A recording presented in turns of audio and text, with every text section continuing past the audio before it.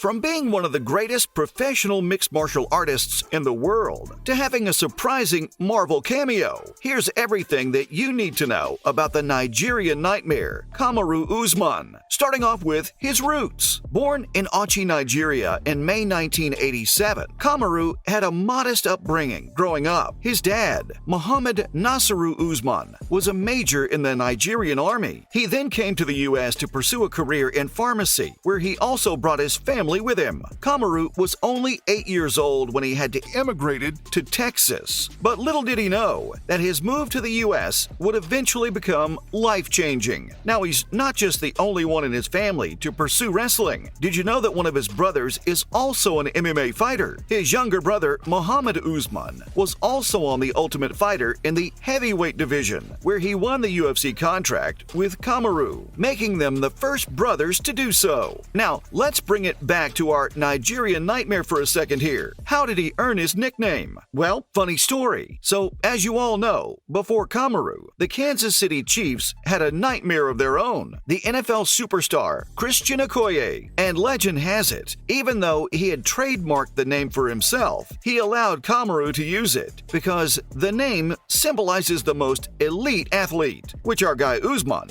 definitely is. Now, as I mentioned before, Kamaru's been wrestling his entire life. When he was in his sophomore year, something clicked in him, and he decided to pursue wrestling for the first time in his life. Back then, his coach had trouble pronouncing his name, so he called him Marty, and that sort of stuck with him during his initial days as an amateur wrestler. By the time he was in his senior year, Kamaru had compiled a record of 53-3 and came in third place at the Texas State Championships. Also, fun fact, did you know that before Kamaru left for college, he actually wrestled alongside John Jones at the senior national tournament? I mean, what are the odds, right? But then again, Kamaru's dedication was set in stone, and during his college days, he strived to become even better. You see, when he started wrestling in Iowa at William Penn University, he actually ended up qualifying for the National Association of Intercollegiate Athletics tournament. But sadly, a snowstorm stopped him from attending the tournament, and it ended up frustrating him. So, after a year at William Penn, Kamaru left and transferred to the University of Nebraska at Kearney, where his career really took off. During the 3 years he attended UNK, he placed among the top 3 in the nation and was even a 2-time national finalist. In 2020, he became the national champion of the NCAA Division II at just 174 pounds and finished the season with a brilliant record of 44-1 and 30 straight victories. And while his folk-style career was a success, he soon switched to freestyle wrestling and even became a resident of the United States Olympic Training Center. Back then, Kamaru hoped that he would qualify for a spot on the 2012 Olympic team. Even though he didn't get into the University World Team in 2010, he'd suffered so many injuries by then that he was never able to qualify for the U.S. Olympic team trials. Sadly, Kamaru had to abandon his dream of winning an Olympic gold, but that didn't mean his career was over. In fact, it was far from it, because soon after, Kamaru turned his attention to mixed martial arts, and the rest is, well, history. It was also at this exact point in his life where he got Christian Okoye's blessing to use his nickname. So I guess passing on the torch really came in handy here, because ever since, Kamaru's MMA career has been one heck of a roller coaster. In 2011, he became Team Miller's wrestling coach in the Ultimate Fighter Season 14, and a year later in 2012, he made his professional MMA debut. With a compiled record of 5-1, Usman tried his luck and tried out for the Ultimate Fighter in early 2015, where he became one of the fighters for the show's 21st season. Thank you, Jorge. You pushed me, you elevated me, and I had to come out here and bring out my A game. And guys, this is my pops back here behind me. My pops is back.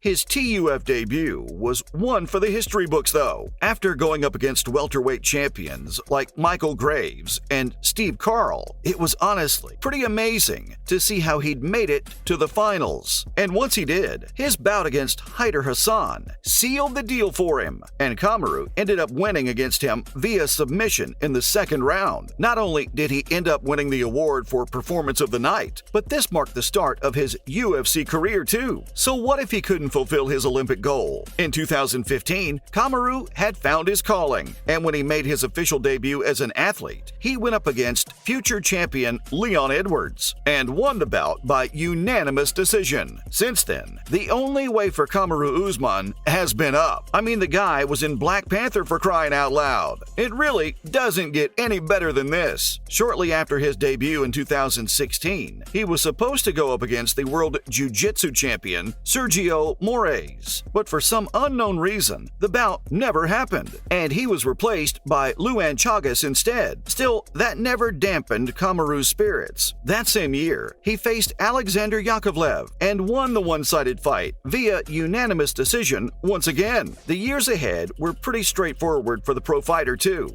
It wasn't really I don't know if it was a punch or something that hit me. I wasn't really dazed, but it got my attention for sure, and it's like, okay, let's go ahead and finish the fight then.